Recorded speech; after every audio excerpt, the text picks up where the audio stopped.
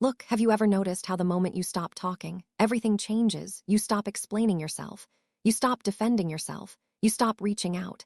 And suddenly, the person who barely acknowledged your presence starts paying attention. The one who ignored your messages starts checking if you've read theirs. The person who took you for granted starts wondering what they did wrong. It feels strange. But it's not magic. It's psychology. And today, we're going to break it down completely. Not the surface-level advice you've heard before. Not just ignore them and they'll come back. No, we're going to go deep into the hidden science of silence, why it works, how it works, what it does inside the human mind, how the ancient Stoics used it as their most powerful tool, and how you can use it to take back control of any situation in your life. Because most people think silence is weakness. They think going quiet means you have nothing to say. They think the person who speaks loudest wins. They're wrong. The most powerful people in the world, the ones who move rooms without raising their voice, the ones who influence without demanding attention, the ones who attract without chasing, they all understand one fundamental truth that most people never learn. Silence is not empty. Silence is full of answers. And by the end of this video, you will understand exactly why. You will see silence differently. You will use it differently. And the way other people experience you will never be the same again. Let me start with something that most people completely misunderstand. We live in a world that is terrified of silence. Think about it. When a conversation goes quiet for just a few seconds, people rush to fill it. They say something, anything, just to break the discomfort. When someone doesn't reply to a message, we send another one. When a relationship goes cold, we panic and start over-explaining. We perform, we talk, we justify, we beg for responses, and this isn't your fault. This is biology. The human brain treats social silence the same way it treats physical danger.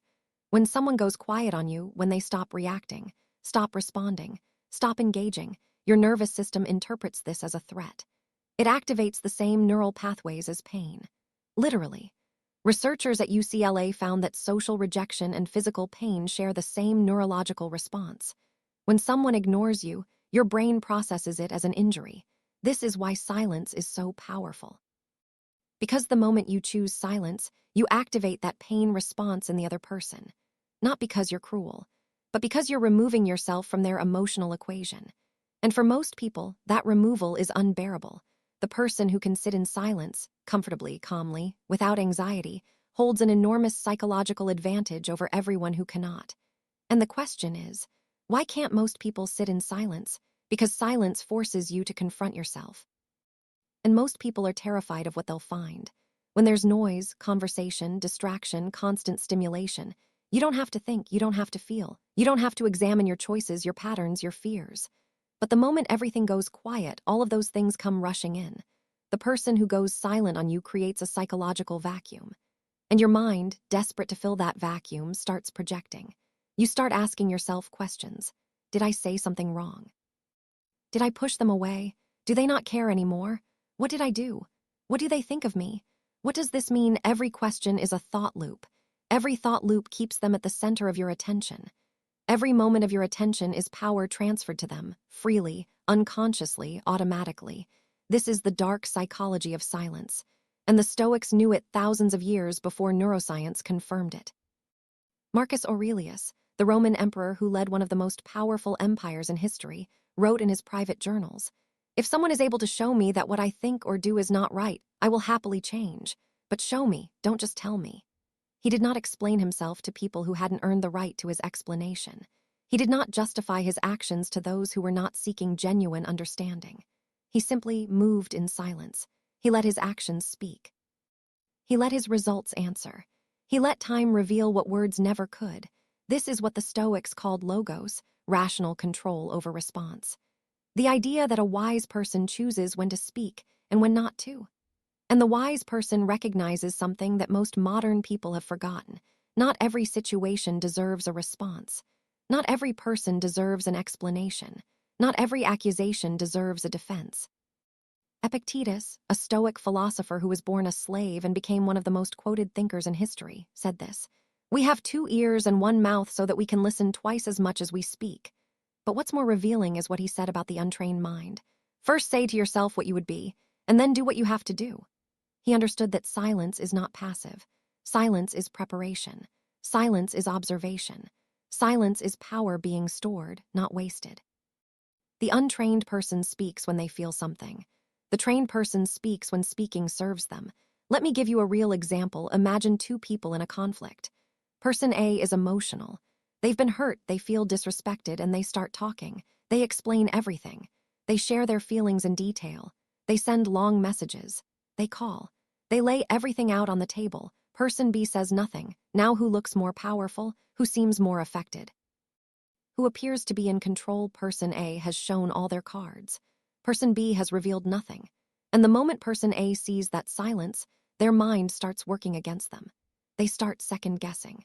They start wondering what person B is thinking. They start replaying the situation, analyzing their own words. They start preparing explanations for conversations that haven't even happened yet. Person A is fighting a war inside their own head, and person B hasn't done a single thing. This is not manipulation in the way most people think of it. This is psychological leverage. The person who needs the conversation the least controls the conversation the most. Think about it. Now I want to be clear about something important, because there is a difference between strategic silence and reactive silence. And this distinction is everything. Reactive silence is what most people use. It's emotional. It comes from a place of hurt, anger, or fear. You go quiet because you don't know what to say. You go quiet because you're overwhelmed. You go quiet because you want the other person to feel bad. This kind of silence is transparent. People can feel the desperation beneath it. It communicates, "I'm hurt and I don't know how to handle this." Strategic silence is different. It comes from a place of clarity, not emotion. It comes from a conscious decision that speaking right now does not serve you. Strategic silence communicates, "I don't need to respond to prove anything. I don't need your validation. I'm completely fine without your reaction to my words." And here is the key: strategic silence only works when it's backed by something real, because silence without substance is just withdrawal, and people can feel the difference. Your absence isn't weakness, it's your secret superpower. But only when you're actually building your life while you're absent. The Stoics understood this. They didn't go silent and then sit at home overthinking, checking the other person's social media, waiting for a message. No, they went silent and built. They trained, they studied, they worked, they created. Their silence was productive. It was directed inward, not outward. This is what separates psychological silence from emotional avoidance. Real absence only works when you're actually building your life. When you go silent and genuinely focus on yourself, your goals, your growth, your health, your peace, something interesting happens. You start to radiate a different kind of energy. People around you sense it, even if they can't name it. They feel that you don't need them. And human psychology is wired to want what doesn't need it. We've all seen this. The person who is completely unavailable, completely focused on their own world, completely unbothered by who's watching, they pull people in without even trying. And the person who is always available, always reactive, always looking for approval, they push people away while trying to hold them. This is the paradox of attention. The less you need it, the more you receive it. And this brings us to something that dark psychology reveals about silence in relationships specifically. In attraction psychology, there's a concept called the scarcity principle. It's simple. We assign higher value to things that are rare. Diamonds are not valuable because they're diamonds. They're valuable because there aren't many of them. The moment something becomes infinitely available, we stop wanting it. The same principle operates in human relationships. When you are infinitely available, always responding, always present, always adjusting yourself to fit someone else's timeline, you become predictable. And predictable equals low value in the emotional economy. Not because you're actually worth less, but because the other person's brain has categorized you as a guaranteed resource. And guaranteed resources don't trigger the dopamine response. They don't excite. They don't create craving. But the moment you introduce scarcity, the moment you become less available, less reactive, less predictable, you disrupt that categorization. The brain doesn't know what to do with an unpredictable resource. It becomes alert. It pays attention. It starts working to resecure what it previously took for granted. This is not a game. This is biology. And understanding it is not manipulation, it is clarity. The problem is most people learn this lesson backwards. They go silent out of desperation, hoping it will make someone chase them. But they check their phone every 10 minutes. They're not actually silent, they're performing silence. And people can feel that performance. It smells like insecurity dressed up as confidence. True silence doesn't need to be seen. It doesn't need to be noticed. It doesn't need to produce a result for the person practicing it to feel at peace. Let me go deeper into the types of silence, because not all silence operates the same way. The first is what I call the silence of dignity. This is silence in the face of disrespect. When someone insults you, dismisses you, or tries to provoke an emotional reaction from you, and you simply don't respond. You don't defend. You don't explain. You don't justify. You look at them with calm eyes and you say nothing. This silence is devastating to someone who expected a reaction. Because your reaction is what would have confirmed their power. When you give no reaction, you give them nothing. And nothing is more disorienting to a person trying to manipulate you than no response. The Stoics had a specific practice for this. They called it the inner citadel. The idea that your mind is a fortress, and no external force can breach it unless you open the gates. An insult only has power if you let it in. A provocative person only wins if you engage on their terms. When you refuse to play the game, when you sit in dignified silence, you take the weapon out of their hands. The second type is the silence of observation. Most people spend conversations waiting for their turn to speak. They're not listening, they're preparing. They're thinking about what they'll say next while the other person is still talking. This is why so many conversations feel hollow, why so many relationships feel shallow. Nobody is actually present. Nobody is truly hearing. But the person who genuinely listens, who sits in comfortable silence, watching, absorbing, processing before they respond, they gather information that the talker never intended to share. You learn so much more from people when you stop talking. Their words, their hesitations, the things they choose to emphasize, the details they casually drop, all of it reveals the landscape of their mind. And you only access that landscape if your own mouth is quiet. The third type is the silence of withdrawal. This is the one most people think of when they think of silence as a strategy. The deliberate choice to reduce your presence in someone's life, to stop initiating, to stop explaining, to stop performing for an audience that has stopped appreciating the show. This silence sends a message that no words can deliver. You are no longer the priority you were. And the most interesting thing about this silence is that the message is received long before it's acknowledged. People feel the shift before they can name it. They sense that something has changed, that you're not as available as you were, that your energy is directed elsewhere. And this creates what psychologists call reactance, the motivational drive to restore something that's been taken away. The fourth type is the silence of mystery. This is one of the most underestimated social tools available. We live in a time when oversharing is normalized. People post their moods, their meals, their opinions, their locations, their relationship problems, their private thoughts, all in real time for anyone to see. And in doing so, they eliminate all mystery. There is nothing left to wonder about, nothing left to discover, nothing hidden that pulls you closer. The person who shares selectively, who speaks when they have something meaningful to say, who keeps certain things private, who doesn't broadcast their entire inner world, they create a gravitational pull. Because mystery is magnetic, the unknown is irresistible. When you can't quite figure someone out, you keep thinking about them. This is not the same as being dishonest. It's the difference between privacy and deception. Privacy says, I choose what I share and when. Deception says, I am hiding the truth to manipulate your perception.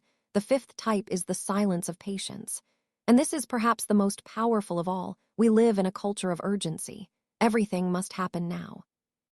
Every email must be answered immediately. Every problem must be resolved today. Every feeling must be expressed in real time. And this urgency strips us of one of the greatest advantages a person can have, the ability to wait. The patient person sees further than the reactive person. They can hold their response, hold their decision, hold their judgment, not because they're uncertain, but because they understand that most situations resolve themselves when given time. They don't need to act on every impulse. They don't need to respond to every provocation. They don't need to force outcomes. They trust the process of time. And time almost always reveals what should have been said, what should have been done, and what should have been let go. The ancient Chinese military strategist Sun Tzu wrote, "He will win who knows when to fight and when not to fight." The same principle applies to communication. He will win who knows when to speak and when not to speak. Now I want to talk about something that most people completely ignore, and it is this. Silence has a shadow side because not all silence is power. Not all silence is productive. And if you don't understand the difference, silence can become a prison instead of a weapon. There is a type of silence that looks like strength but is actually fear. When you go quiet not because you've chosen to, but because you're afraid. Afraid of conflict. Afraid of rejection. Afraid of being misunderstood. This silence doesn't protect you.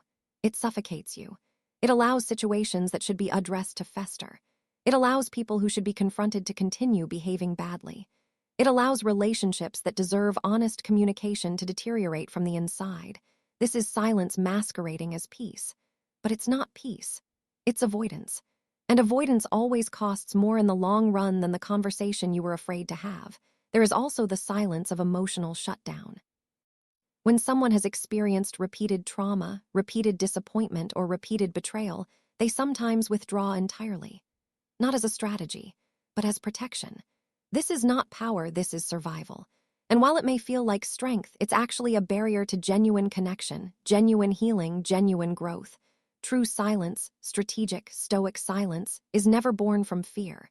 It is never a wall built to hide behind. It is a tool consciously chosen, consciously applied, and consciously set aside when the time for speaking arrives. Because there are moments when silence is the wrong choice. When someone you love needs to hear from you. When a situation requires your voice. When staying quiet allows injustice to continue. The Stoics were not mute. Marcus Aurelius governed an empire. He gave orders. He made arguments. He expressed conviction. He spoke when speaking served a purpose greater than silence. The mastery is not in always being silent. The mastery is in knowing when each is required. And knowing the difference requires something that very few people take time to develop, self-awareness. Because the way you use silence reveals more about you than the words you choose. It reveals your emotional maturity, your confidence, your relationship with discomfort, your understanding of yourself and others. The person who goes silent out of hurt, hopping to punish someone, they are still controlled by that person. Their silence is a reaction, not a choice. The person who goes silent because they are genuinely at peace, genuinely focused on themselves, genuinely unbothered, they are operating from a completely different frequency. And that frequency is felt by everyone around them. It commands respect without demanding it. It attracts without chasing. It leads without performing. Respect grows where access is limited. Let me bring this back to something practical. Because theory without application is just interesting information. And interesting information alone doesn't change your life. So how do you actually build this? How do you develop the power of silence in a world designed to make you react? The first practice is to introduce a pause before you respond. Not an awkward pause, a deliberate, conscious gap between stimulus and response. Someone says something that triggers you, don't respond immediately. Breathe. Think. Ask yourself, is my response going to serve me? Is this the moment for speech or silence? Even 3 seconds of deliberate pause changes the nature of your response entirely. The second practice is to stop over-explaining. Most people explain themselves constantly. They justify their choices, their preferences, their decisions, their feelings to people who didn't ask and don't particularly care. Every unnecessary explanation dilutes your presence. It signals that you need the other person's approval. Begin letting your choices stand without commentary. Let your actions carry the weight. You don't owe everyone an explanation for who you are. The third practice is to audit your digital presence. Notice how much of yourself you broadcast. Every tweet, every story, every unsolicited update about your life is a piece of your mystery given away for free. Start being more selective. Share less. Let people wonder. Let the gap between who you were yesterday and who you appear today be interesting to others. Mystery doesn't mean hiding. It means curating. The fourth practice is to become comfortable in silence with others. Sit next to someone in comfortable quiet. Let a conversation end without scrambling to restart it. Resist the urge to fill every pause with noise. This single practice, repeated consistently, will change how others perceive you more dramatically than any clever thing you could possibly say. The fifth practice, and this is the one that changes everything, is to genuinely build your life during your silence. Because all of these practices are hollow without this one. If you go silent but sit alone staring at a wall, waiting for someone to notice your absence, you haven't developed power. You've developed performance. And the difference, as I said, is immediately felt. But if you use your silence to study, to train, to create, to heal, to grow. To become genuinely, undeniably more than you were before, your silence becomes evidence of transformation. And evidence of transformation attracts attention without asking for it. This is the complete philosophy of silence. Not a trick, not a game. A fundamental orientation toward life. The person who is always talking is broadcasting. They are transmitting constantly without receiving. They are giving away everything and accumulating nothing. They are spending their energy on reaction, not on construction. The person who is strategically silent is receiving. They are watching, learning, processing. They are conserving energy for what matters. They are building something that others will eventually come to observe. And here is the truth that most people are not ready to hear. Silence is not comfortable at first. Not real silence. Not the kind that comes from genuine inner peace rather than strategic positioning. Because real silence requires you to sit with yourself, fully, without distraction, without performance, without the noise of other people's opinions telling you who you are. And when you first do that, when you remove all the noise and sit in genuine quiet, you will discover things about yourself you have been avoiding, insecurities you've been numbing with conversation, fears you've been drowning with distraction, truths you've been escaping with constant stimulation. This is why most people can't be silent. Not because they have too much to say, but because they're terrified of what the silence will say to them. The Stoics called this examining the self. Socrates called it know thyself. Every major wisdom tradition in human history has pointed to the same conclusion. Self-knowledge is the foundation of everything, and self-knowledge only comes from silence. When you develop the ability to sit in silence with yourself, comfortably, curiously, without judgment, something shifts permanently. You stop needing external validation to feel whole. You stop needing constant conversation to feel connected. You stop needing approval to feel confident. And when you stop needing all of that, the world responds to you differently, because people are drawn to completeness. They are drawn to those who don't need anything from them. Not because those people are cold or unavailable, but because their presence is a choice, not a necessity. Their attention is a gift, not a default. Their love, when given, means something because it comes from fullness, not from emptiness. This is the deepest truth about silence. It is not primarily a tool for influencing others. It is primarily a path toward becoming someone who doesn't need to. When you are genuinely at peace, when you have done the inner work, faced the uncomfortable truths, built a life you are proud of, your silence is not a weapon you use on others. It is a quality others experience in your presence. They feel that you are not rushing. You are not desperate. You are not performing. You are simply here, fully, calmly, powerfully. And that presence, that quiet, grounded, unhurried presence, is the most magnetic thing one human being can offer another. The world is full of loud people chasing attention. Silent, powerful people don't chase.